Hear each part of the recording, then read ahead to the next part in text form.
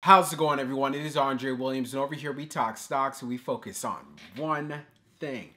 Always protect your profits. And today we're going to be talking about Lucid, which was down around 9.5% on the day. We've been seeing a lot of volatility in these markets, seeing a lot of selling pressure, and tech stocks like Lucid are getting hit hard. We'll talk about it further in this video. I won't waste any more time. Let's jump into the agenda. If you're new to this channel, I just want to let you know we have timestamps down below inside the description. But if you're a shareholder, you're thinking about taking a position, I highly suggest you watch this full entire video. So the first thing we're going to go over is the technical analysis. We're going to be taking a look at the overall price action. We want to know support. We want to know resistance. We want to know what it looks like in the bearish case scenario and as well as in the bullish case scenario. And then we're going to be going on Fintel, taking a look at the recent short interest information. The reason why this is important because it does have an impact on the way the stock performs. And then we're going to be taking a look at the order flow distribution. We want to know the buying and the selling behavior on the retail side and as well as on the institutional side. And then when all of that is done, we'll be going into the final thoughts and as well as some more details. So let's get to it. So we're going to do a technical analysis for Lucid. Let's see how it performed on the day. So it ended up closing at $16.31, being down 9.49%. On the low, it tested $16.16, and then on the high, testing $17.19. When we take a look at the volume stats on the day, you can see we traded at 18.421 million shares, and the average volume over 10 trading days is at 16.403 million shares. So we had above average volume on the day, but you can see we dealt with a good amount of selling pressure. Now, when we take a look at our chart, which is a daily chart, you can see from the RSI down below, it's at 39.36. And then when we take a look at our moving averages here on the chart, we are below the 200-day, we're below the 50-day, and as well as the 21-day EMA. And it's clear to see that Lucid is in a bear market, trading below all of our major moving averages. So you can see that we ended up breaking through $18 and even further than that, breaking through $17. So at this point, Lucid does look fairly bearish. And one of the areas you want to keep an eye on going into tomorrow, can it hold $16? This will be very key because if it can't hold $16, that's where we could potentially see it trading in the $14 range. Now, if you're looking for a reversal, you want to see some strength out of the play, of course you need to get back above $17.50 and then make that move to $18. As far as for this week, is it possible? Yes, but at the same time, if we continue to have selling pressure, then I don't see this happening whatsoever, so you want to keep that in mind. But if it can get to the 21-day EMA at $18.58, that's where things can start looking interesting for Lucid. And then of course you'd want to see it being able to get past the 50-day moving average, which serves to be continuous resistance for this play when it gets near it.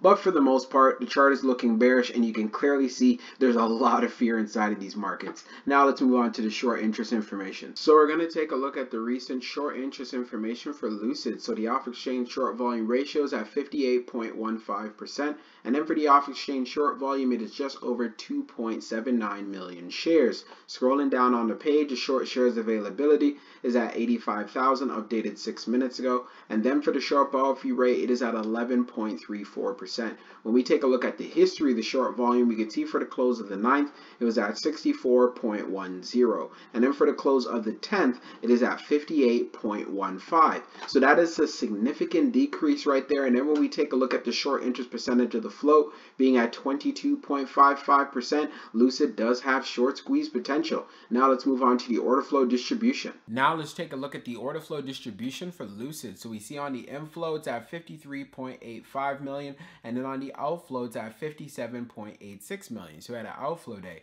Taking a look at the breakdown, on the large it was 0.82 million, on the medium it was 31.47 million, and then on the small it was 21.56 million. Taking a look at the outflow side, you can see on the large it was 7.50 million, on the medium it was 29.67 million, and then on the small it was 20.69 million. Taking a look at the large scale orders in the last 5 days, you can see for June the 13th, which is today, we had that outflow of negative 6.68 million. Analyzing numbers even further for the small scale orders, it tends to represent the retail side. You can see that we had more buying than we had selling. And then when we take a look at what happened on the medium, we had more buying than we had selling. And then when we take take a look at the large, which represents whales, institutions, and funds, that's where we had a lot more selling than we had buying. And then when we take a look at the turnover ratio, it was at 1.11%. If you guys remember when we were doing the previous videos, it was around the 0.90% range. So it has gone up a bit. No surprises, since we have been seeing a lot of selling pressure inside of the markets. And as you can see from the order flow, institutions and whales have been selling quite a bit. Now let's move on to the final thoughts, and we'll go over some more details. So for my final thoughts for Lucid, when it comes to the price action, so we have the 21-day EMA at $18.58. And as far as the price action that we had today, it was below that. We ended up seeing a high at $17.19, and you guys know that is just not good enough if you want to see strength in this play. As far as for the low is concerned, what you want to look for tomorrow is it not breaking below $16. If it does decide to do that, that's where you can see Lucid potentially trading in the $14 range. So that's one thing you want to add to your homework. If you're looking for that reversal, of course it needs to get back above the 21-day EMA to show some strength. And upon doing that,